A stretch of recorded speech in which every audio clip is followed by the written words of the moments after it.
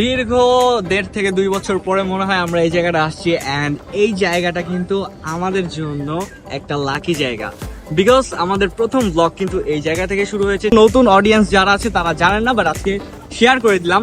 So এখানে পিছনে ভরপুর কাশফুল, তার মাঝে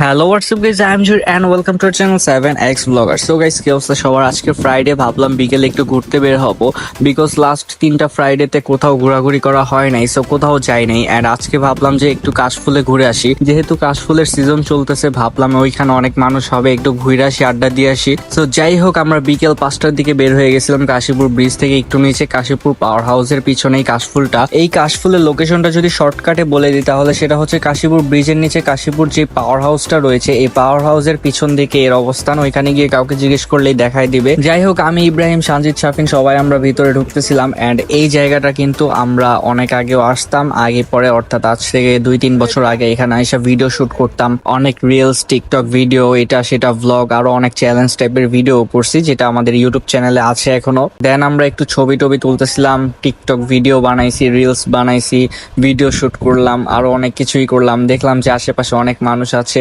বিশেষ করে খুব সুন্দর সুন্দর কাপল ছিল এখানে, ছবি তুলতেছিল। এন্ড এটা স্বাভাবিক যে এখানে কাশফুল সেখানে কাপল থাকবে, যেহেতু এটা একটা ট্রেন্ড চলতেছে। তো আমার মতো কারা কারা কাশফুলে আসছিলেন অবশ্যই কমেন্ট করে জানাবেন। এন্ড এই ছিল আজকের একটা আজাইরা ভ্লগ, দ্যাটস ইট। এরপর আমরা এখান থেকে বের হয়ে গিয়েছিলাম। সন্ধ্যার সময় কিন্তু ভিউটা জোস লাগতেছিল, দেখতেই পারতেছেন। সো যাই হোক, দেখা হচ্ছে নেক্সট ভ্লগে। আল্লাহ হাফেজ, বাই বাই।